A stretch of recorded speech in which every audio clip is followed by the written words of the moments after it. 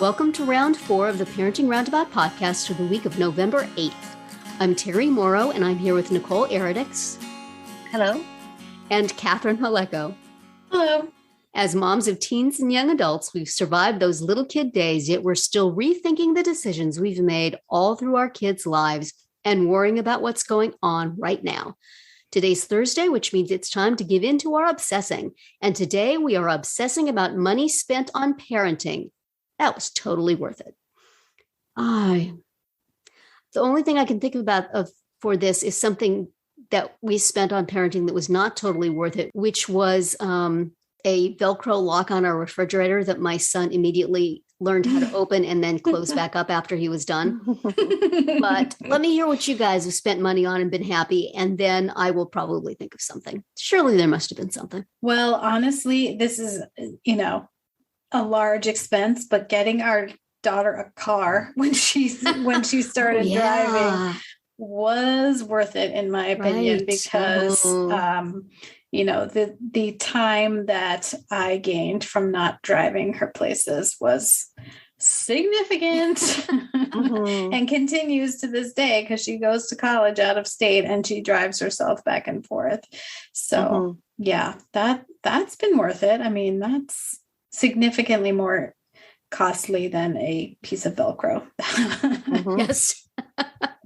But yeah, I can see where that would be absolutely worth it.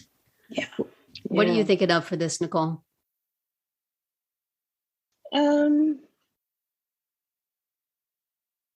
I think just trying to, because I was thinking of vehicles the same kind of way, but they were worth every penny.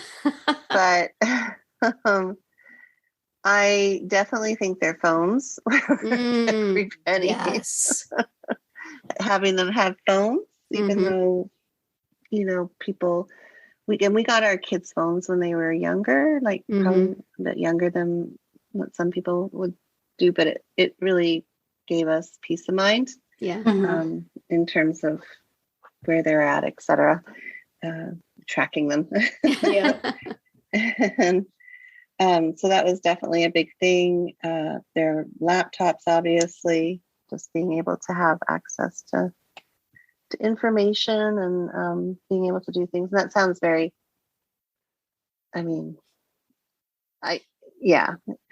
those things are big purchases, but they were worth every penny. Yeah. Just having them be in tune with technology and knowing how to, do certain things, and it prepared them for high school, it prepared them for college, just knowing how to, because our kids have friends that did not have access to that, and it wasn't because they could, it was parental choice, but they didn't have access to those, and it was a big learning curve for them when they got into the higher grades, trying to figure out how to,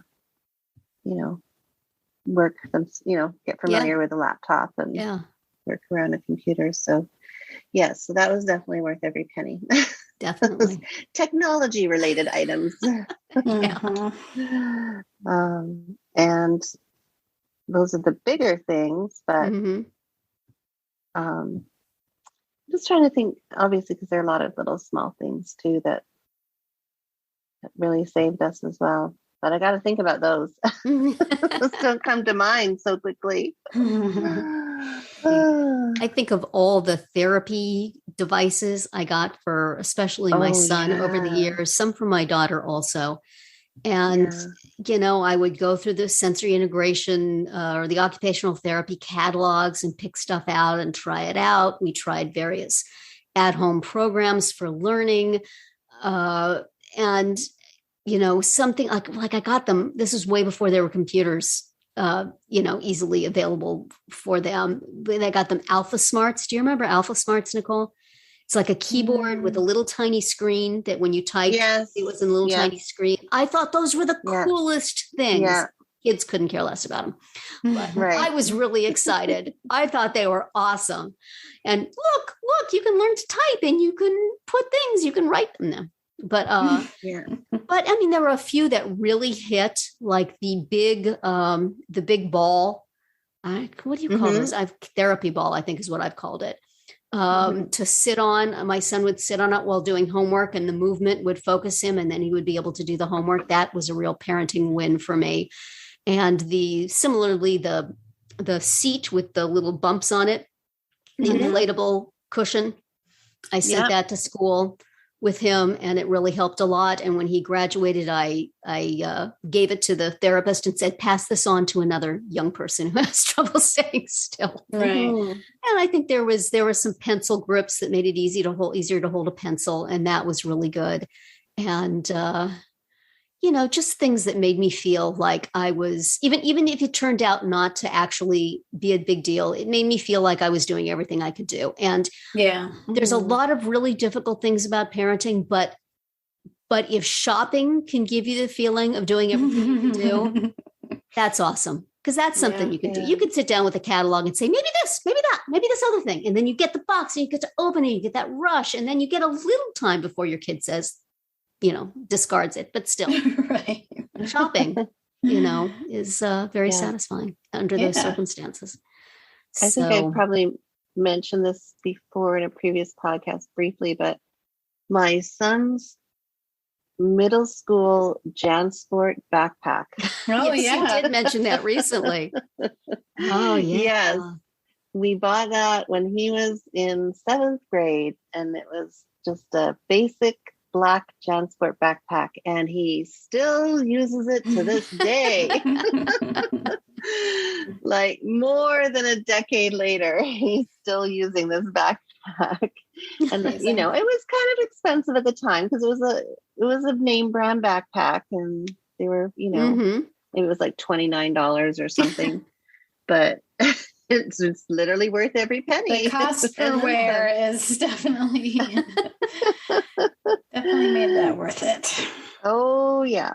So, and it's still going. There's nothing wrong with it. It's managed to deal with. That's great. Middle school, high school, and college age boy. They should hire you for a testimonial. I know, right? And then I just thought the other thing too was my daughter teaching her how to play tennis. Actually, was getting her a tennis racket. That's a neat one. Yeah. I think experiences like camps and sports and things have been worth it generally. My son went to an aviation camp one time, and that was amazing. Right. And you all, of course, remember the luge experience that was costly, but was really a very cool thing that you got to do. Yeah. And travel. I mean, you've taken your kids to a lot of places, Nicole. Like that's usually worth it. Yeah. We did a lot of day trips too, where we would and so the cost would be a tank of gas and probably lunch for the 4 of us. But there were a lot of times when we would just get in the car on a Saturday or a Sunday if they didn't have any activities and just go for a drive. And I don't know whether it was, up to the mountains or to the beach or it was just to another city. Like we just go for, a day. Right. Yeah. And, check out the site. So I would have to say that really, because that combined family time and experience and a little bit of, eating out, and it was great. That we enjoyed that. It was nice. On a cheaper note, I'm sitting here in my bedroom looking at a dusty rack of videos that at one time were in constant rotation with my kids. And I know we're not supposed to say that, screen watching was a valuable thing for our children, but oh my goodness, to have to have a video that they loved and would watch over and over again and sit with me on my bed all, cozy and watch something together. that was a really great experience for me, and didn't take any effort from me at all, really, other than just putting the thing in the VCR. Remember VCRs? VCRs used to be a thing. And we would get this cozy together time. And my son especially was not a cozy guy. He was always on the move. But if there was something he wanted to watch, he would sit still. And it was just always such a nice thing. I remember it in our old house. We had a TV and VCR in my bedroom, and we would gather there on the bed to watch stuff together. And I have a lot of warm memories about that. There was a Zoom video. Remember Zoom? This was not the original Zoom. This was the second cast of Zoom. And not the video meeting platform. No, not the video conferencing platform, the kids doing sketches platform. Right. We watched that over and over. There was I think it was a PBS documentary of Robin Williams with whales or something that we watched a whole bunch of times. And they just, boy, whatever I spent on those videos was so worth it. And we still have them, even though we have no device on which we could ever play them, just because I can't bear to throw them away, because they're such a chunk of my kids' childhood right there. But they are pretty dusty, I'm noticing now. Perhaps I should take a rant to them. Yeah, I kind of feel that way about the Wii. Like we had an old Wii back when those first came out, and we definitely like all played it together, and that was fun. That was something that we enjoyed. Even just like making the me, the little avatar, and and just playing the games, with our immediate family, and even with extended family,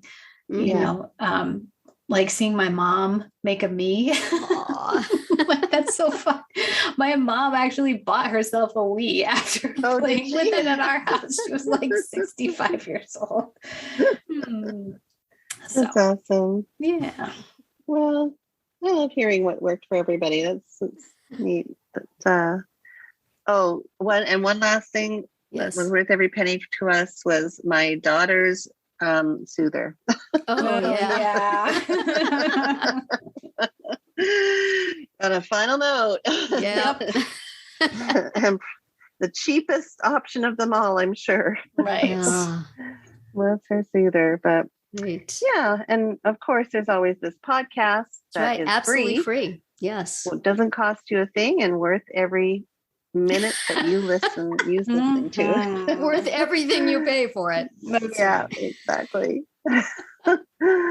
Anyway, that's it for today's round 4. Tune in tomorrow when we'll share our roundup of things we've been using or enjoying lately that we think deserve a shout out. Find all our episodes at parentingroundabout.com and talk back in the comments there, on our Facebook page, or on Twitter, where you will find us at Roundabout Cast.